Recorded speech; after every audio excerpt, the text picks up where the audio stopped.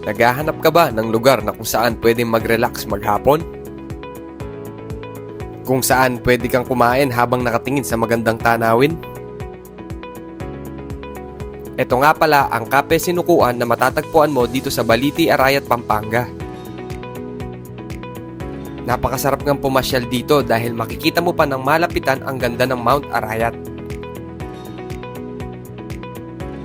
Kaya tara, samahan nyo na kami sa isang buong araw na paglilibot dito sa Cafe Sinukuan.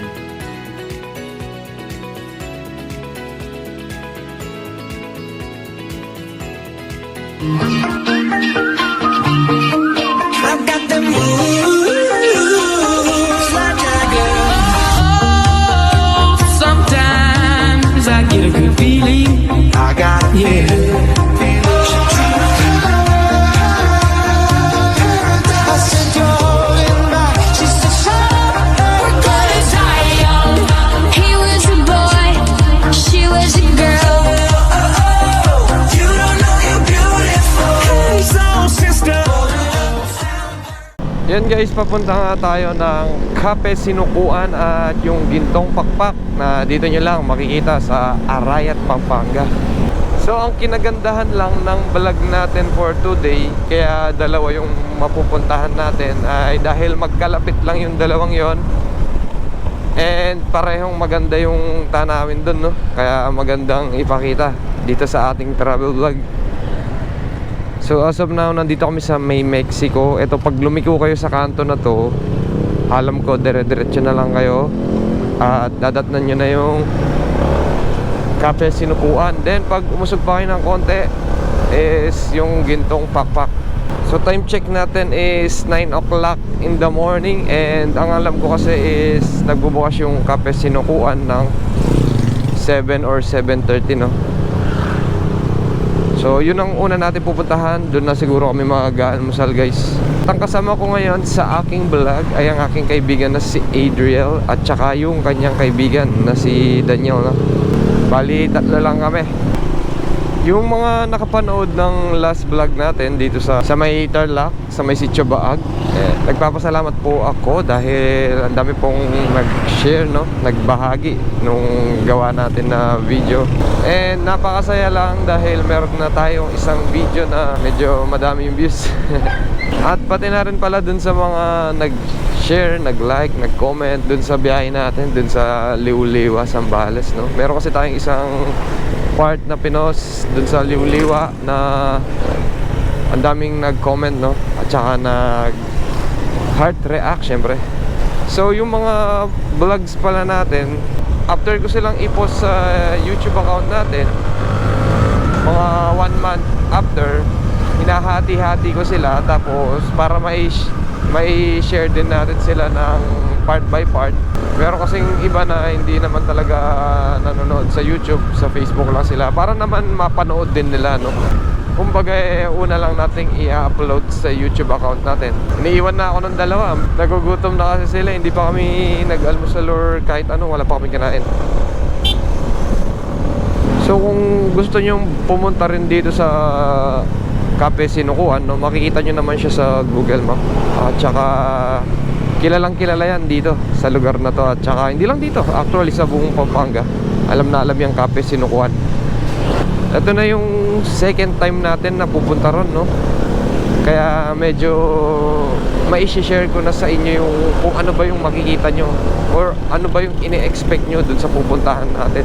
So yun na nga, ang expectation nyo pag pumunta kayo ng Cafe Sinukuan is habang kumakain ay magandang tanawin ang inyong nakikita, no? Dahil nasa bundok yun, nasa part na siya ng bundok, sa itaas siya mismo. Kaya pwede nyong iwan yung sasakyan nyo or motor sa ilalim dun sa entrance. Pwede rin nyong iakyat, no? Kasi yung iba kaya iniiwan nila yung kasing way pa taas, maganda yung scenery or yung dadaanan nyo, kaya sinusulit nila, nilalakad na lang nila.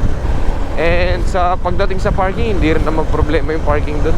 And guys, alam nyo pag malapit na kayo sa Cafe Sinukuan, dahil makikita nyo na yung Mount Arayat. Ayan, no?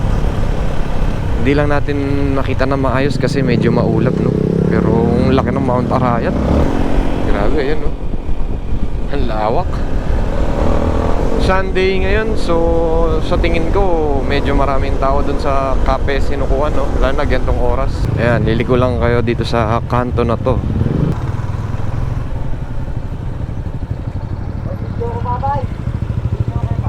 Ayan. Kitang-kita mo yung tumbok ng Mount Arayat dito.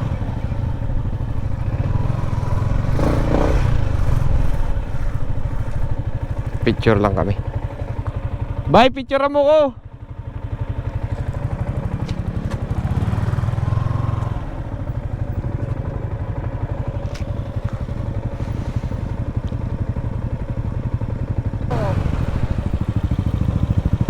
Itang picture ko sa kobi may mas sinene.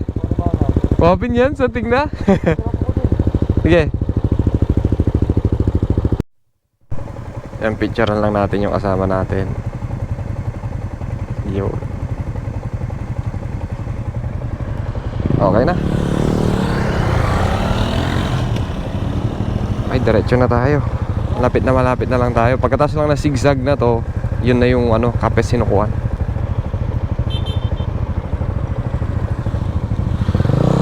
Let's go.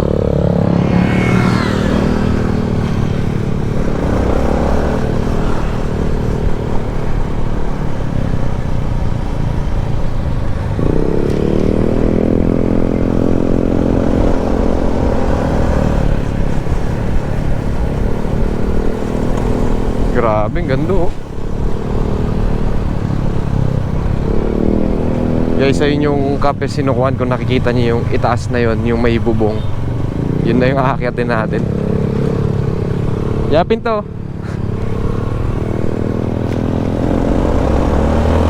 Yan guys, ito yung entrance nya. Itong malaking gate na to, pag nakita nyo, ayan, daming motor, maraming tao sa loob. Ayan o.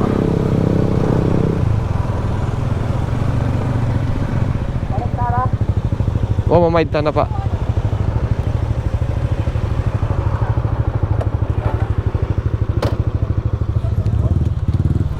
Oh, magbabayad lang kami kasi may entrance fee dito. Magkano kasi entrance dito? 50? Ayun, 50 pesos lang. Tapos pwede na umakyat.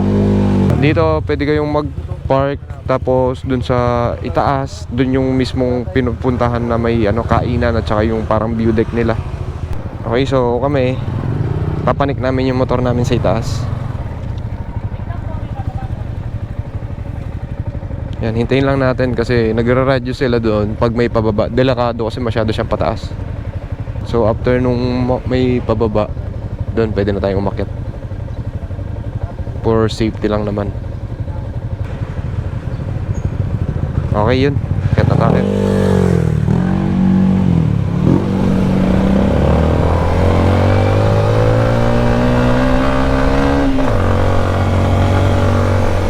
Guys, so tignan nyo yung view dito pag nandito kayo.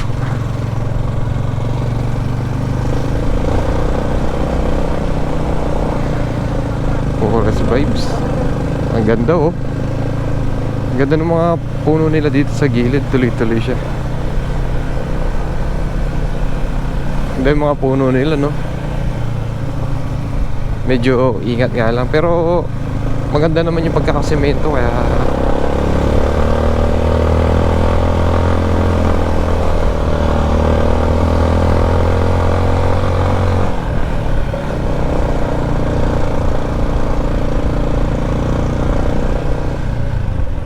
ganda ng view guys, oh.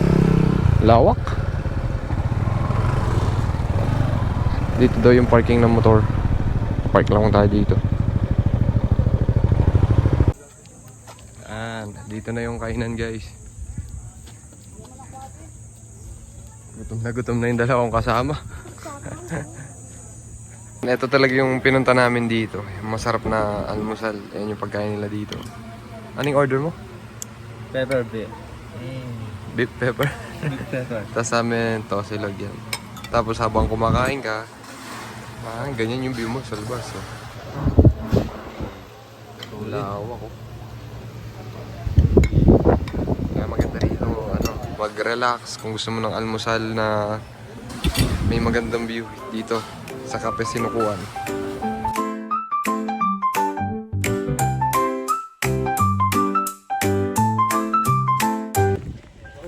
guys, kumain muna kami kasi usually 'di ba pagdating natin sa lugar doon tayo nagdo-drone. Kaso gutom na yung mga kasama ko, kaya kumain muna kami. So ngayon, drone shot na tayo. Let's go! Sa kape, sinukuha na ito. Forest Sanctuary. Masarap, ano to, lakarin, no? Talagang papasok ka sa ano.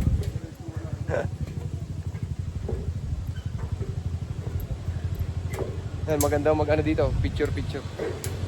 Ayun sila, picture lang sila ng picture.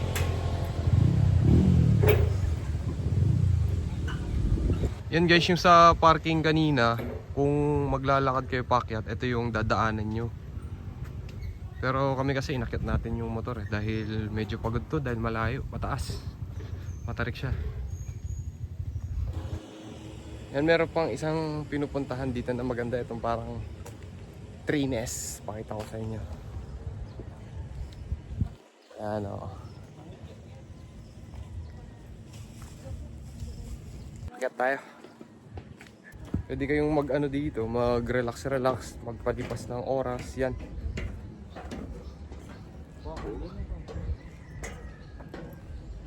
Ganda ng pagkakagawa nito, nasa puno. Oops, kailangan mo lang yumungo dito. Nakakarang isa nga. Ay. Hindi ko alam anong puno to pero kakaiba yung bunga niya. Ngayon lang ako nakita nito. Pakita natin sa video. Yan, hindi ko alam kung anong bunga yan. Comment nga kayo dito kung alam nyo. Strawberry. Anong bunga yan? Strawberry.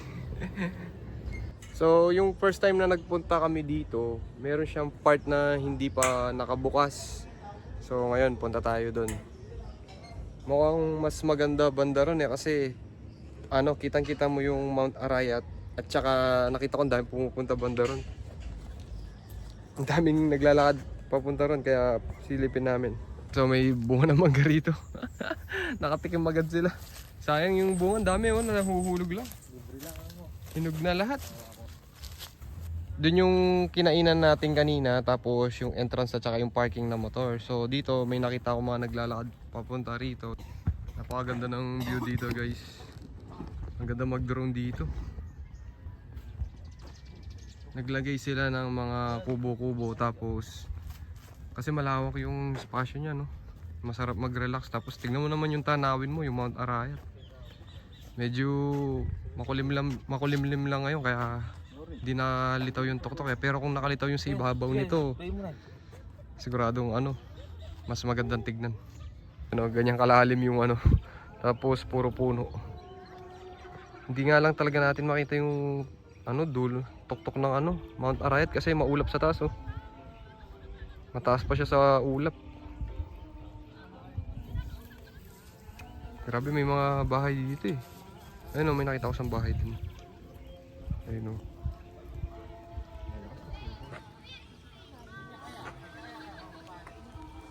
Nasulit pagpunta natin dito sa ano, Cape Sinukuan. Guys, sumilong muna kami dahil biglang umulan. Expected na rin namin na uulan dahil sobrang dilim nga ng ulap. Yan. So, ang good news lang, maraming kubo dito na pwede kayong sumilong. Kaya kami, sumilong muna kami. Ano, busy-busy yung dalawang kasama eh. Cellphone na lang. Kahit umuulan no, napakaganda pa rin dito. Makapag-relax ka pa rin. Tignan nyo, hinintay namin tumigil yung ulan. And eto, nagpakita yung tuktok ng Mount Arayat. Worth it yung paghihintay namin. Grabe oh. Siguro magda-drone ulit kami para mas may pakita natin yung ganda rito.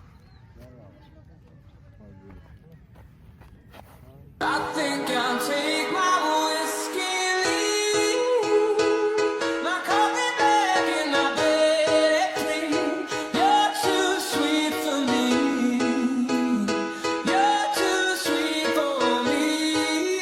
I take my whiskey leave, my coffee bag in my bed at 3. You're too sweet.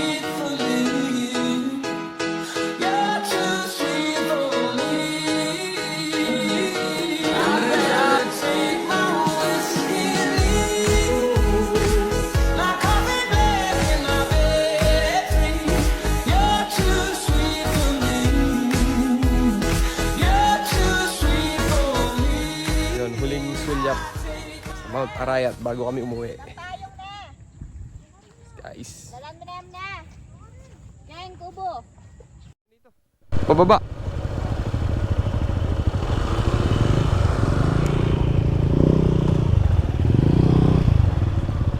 Yan guys, oras na para umuwi. Sad to say, di na tayo makakapunta ng Gintong Papak dahil naubos yung oras natin dito sa Cafe Sinukuan. Boss, 2 hours kasi nating hinintay tumigil yung ulan, no? So, nagpahinga na lang din kami rito. Nagantay, ganyan. So, next time, don't worry guys sa mga viewers natin.